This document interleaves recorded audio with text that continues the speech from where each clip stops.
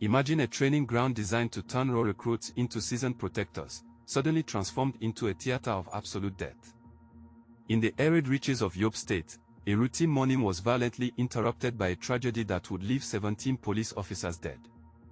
How did a fortified military institution become a death trap? Today, we peel back the layers of a story that shocked the nation, examining the brutal ambush that claimed the lives of Nigeria's finest in a flash of smoke and fire. Yobe State sits at the edge of the Sahel, a land of vast horizons and whispering winds that often carry the scent of danger. For years, this region has been the focal point of a grueling insurgency that has tested the resolve of the Nigerian state. Here, the boundary between safety and peril is as thin as a desert shadow. The police and army operate in a constant state of high alert, knowing that the enemy is often hiding in plain sight within the brush.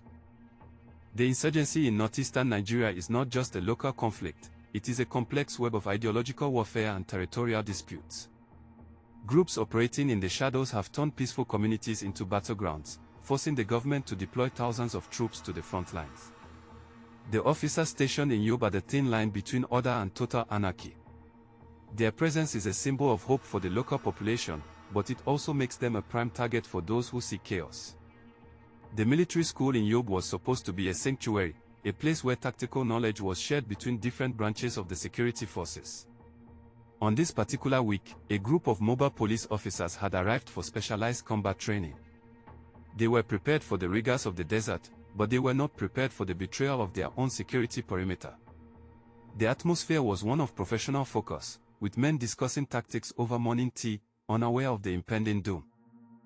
Among the officers were men like Inspector Musa and Sergeant Ibrahim, veterans who had survived numerous skirmishes in the past. They were the backbone of their units, respected for their courage and their commitment to the uniform. For them, this training was an opportunity to learn new ways to protect their communities from the rising tide of terror. They shared stories of their families back home, promising to return soon with stories of their time in the northern training camps.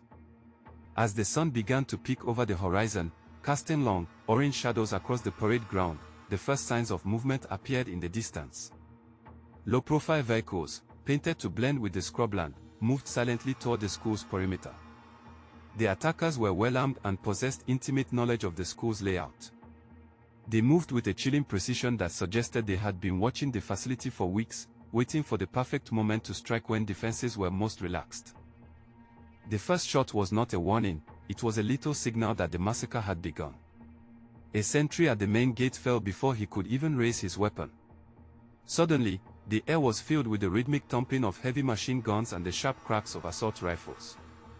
The peace of the morning was shattered as bullets tore through the thin walls of the barracks and training halls. Chaos erupted as officers scrambled for cover, many still dressed in their undershirts. The attackers did not just fire from the perimeter, they breached the walls with a ferocity that caught the defenders off guard. Explosions rocked the compound as improvised devices were thrown into the living quarters. The police officers, despite being surprised, began to fight back with desperate bravery.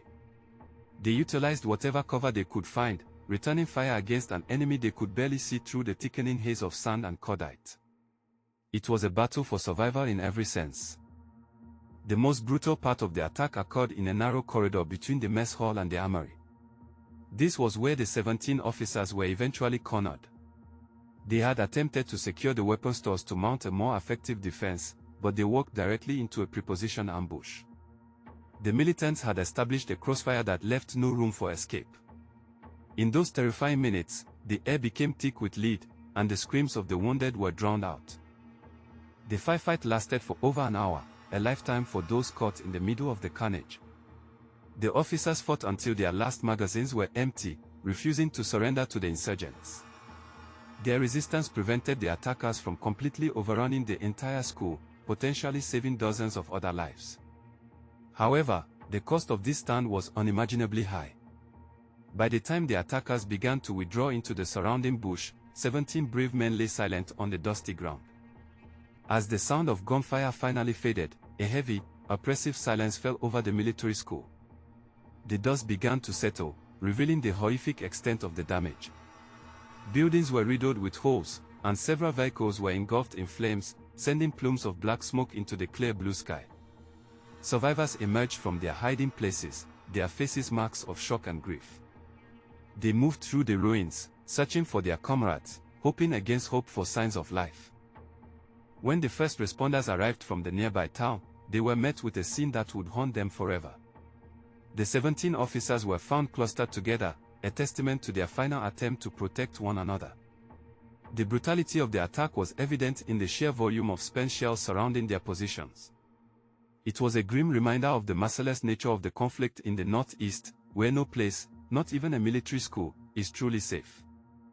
News of the attack spread quickly through Yobe and across the rest of Nigeria. Initially, there was confusion about the casualty count, but the grim reality soon became clear. The loss of 17 officers in a single incident was one of the heaviest blows to the Nigerian Police Force in recent memory. Families in barracks across the country waited in agony, praying that their loved ones were not among the names on the list being compiled by the authorities in Damaturu. In the nearby villages, the local population was gripped by fear. If a fortified military school could be attacked with such impunity, what hope was there for their unprotected homes? Many residents began to pack their few belongings, fearing that the insurgents were still in the area. The attack had not only claimed lives but had also shattered the fragile sense of security that the military's presence provided. The desert roads, once busy with trade, became ghostly and empty as the sun rose higher. Back at the school, the process of identifying the fallen began. Each body was treated with the utmost respect by their fellow officers, who performed the grim task with heavy hearts. These were men they had shared meals with only hours before. The personal belongings of the deceased, phones, wallets, and photos of children, were carefully collected. These small items would soon be the only things returning to the families of the 17, a heartbreaking legacy of a career dedicated to service. The Nigerian government quickly issued a statement condemning the attack as a cowardly act of terror. High-ranking officials from Abuja were dispatched to Yobe to assess the situation and offer condolences. However, for many Nigerians, the official rhetoric felt hollow. There were growing questions about how such a large group of insurgents could move undetected through the region and how they managed to breach a military facility so easily. The public demanded more than just words, they demanded answers and accountability. Investigative journalists began to dig into the circumstances surrounding the Yobe massacre. Rumors of intelligence failures and potential internal collaboration began to circulate.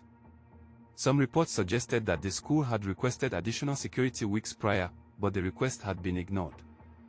The tragedy highlighted the desperate need for better coordination between the various branches of Nigeria's security apparatus.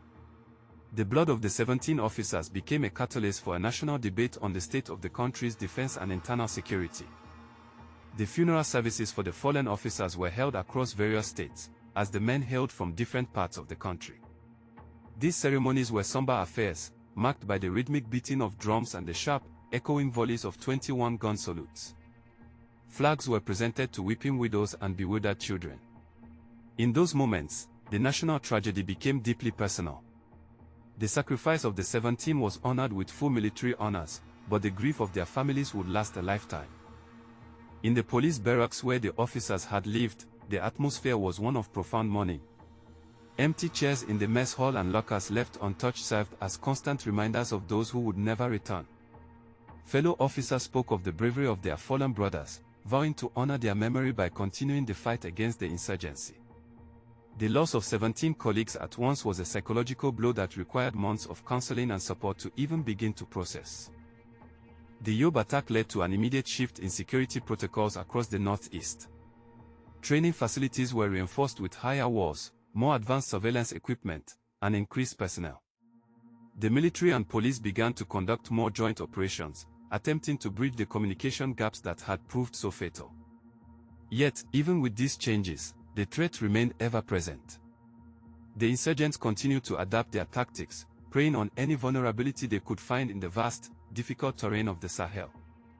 As months passed, the names of the 17 officers began to fade from the headlines, replaced by newer tragedies in a region where violence is sadly common.